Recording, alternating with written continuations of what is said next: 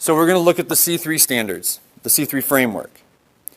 The state of Michigan is going to use this framework, which I'll explain I'll explain it now. Why don't we just do that? So this is the C3 framework. The C3 framework are kind of what is Common Core, next generation science standards. This is the new framework that social studies standards are going to be looked at through. Okay? It is different. It is different than what you've experienced or seen others experience in Common Core and next generation science. What's different about it is that this is not replacing your content expectations. So you still will be teaching to content expectations in your courses. What has happened, though, is the state of Michigan has a team that are looking at the existing content expectations and making revisions to them. So they are using this C3 framework as a guide to make revisions to them. And you are kind of in on the ground level as to what that's going to look like. That team, which is made up of educational consultants such as myself, although I'm not particularly on the team that's doing the revising, I'm going to be on a review team. I'm not on the revising team, so I'm not doing that original work. I'll just be reviewing once they do the work. They came to agreement in 6th grade, 7th grade, and world history that they are going to make the revisions to the standards so that it becomes 6th grade will be focusing on world geography, and 7th grade will be focusing on ancient world history. So when the revised standards come out, which should be the end of this school year, you will have standards, 6th grade standards that specifically speak to world geography. So it's going to be working on those foundations of geography across the entire world to set up the 7th grade that will go into, I believe it's eras 1 through 4 of world history. So then world history in high school would pick up from era 4, either the tail end of it, and carry it forward from there. So 6th grade is going to be World Geography Foundations. 7th grade will be Ancient World History. And then the high school course will pick up from probably review of Era 4 and moving forward. Now, that being said, you are going to be writing questions and you're going to see proposed the revised changes. What's been proposed is possible revised changes. It doesn't mean it's going to be exactly what it's going to be, but it's close. It's going to be very close. And so when you're creating these question items, you're going to be able to kind of talk through that newer language. Now, knowing that if some of you are thinking, oh my gosh, we got Eastern and Western Hemisphere, we can't change overnight, that's understood. So I think, and I don't quite know how David's got it figured out, but he's going to put together, and I don't know like the team he's going to use or whatever, but he is going to put together an Eastern and Western Hemisphere assessment so that those of you that have Eastern and Western Hemisphere will still have an assessment that you can utilize, because we just can't obviously change the system that quickly. As far as like, you have to get approval from administration or board level, however that works in your organization. But moving forward, they're in the process of revising the content expectations. So your 6th grade standards will be very world geography focused. The 7th grade standards will be the first eras 1 through 4 of world history, and then the world history course will pick up from there. And I couldn't even tell you what that's exactly going to look like because it's in the revision, but that's what they're approximating. All right?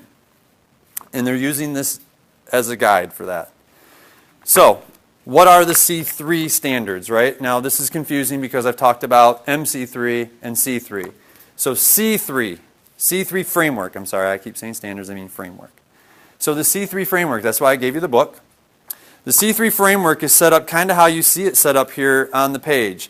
There are 4 dimensions. So each of these little lines with the bubbles coming off of them are what are called a dimension. All right? So the whole point of the C3 framework is to get students into this idea of practicing the skills in a more inquiry-based environment. So it's more about how instruction looks as to far as what content is specifically being covered.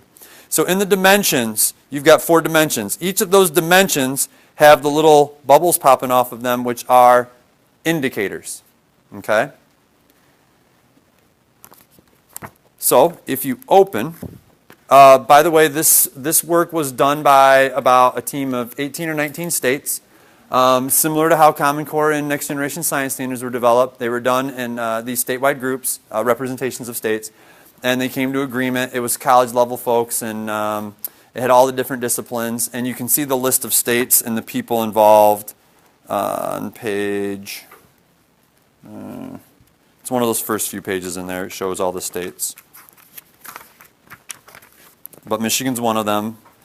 But Michigan was adopting this framework not to replace the content expectations, but we have since gone about the process of revising the standards that I just described. So, they go into this inquiry arc. So this is not telling you what to do, it's telling you a different approach of how to handle it. So, let's go to, let me get the right page for you. I could zip through it online, but I don't want to go too fast and furious. So page 12. Page 12 in the book.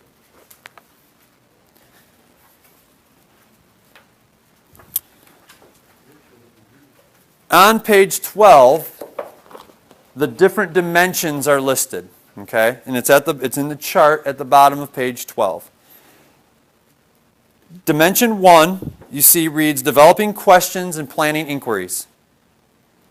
All right? Well, if you've investigated in the Common Core state standards, right, we know inquiry, asking and answering questions, we know that's asked of our students in there. So you see how it kind of lines up with that. So that one's really about asking questions. It's not necessarily about us as educators asking questions, but students also asking questions, right? And asking questions of themselves, of their peers, and of their own teachers, and then teachers, asking questions in return. Then you've got dimension 2. This is kind of the content piece.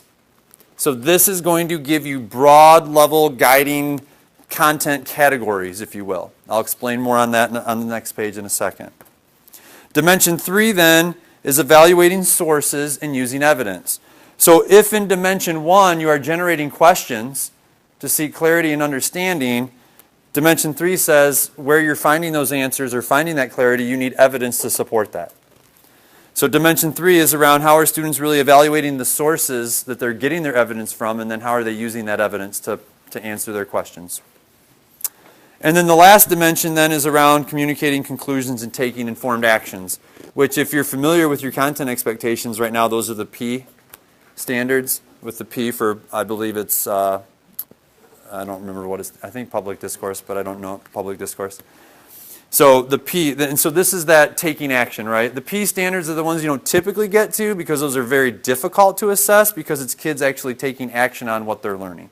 So if they're learning about a particular law, they might write a letter to their local senator on it, right? That would be kind of the taking action, would be actually applying that learning to actually do something to put it into practice. And some of you are probably doing that through project-based or service learning or other things. All right, so that's kind of your overarching dimensions, and those line up specifically with what you see here. So the question, right, asking questions. This is the content. This is checking that evidence, evaluating evidence, and evaluating your source and using evidence, the check, and then speaking, right? So sharing out the learning, or sharing out your taking public action.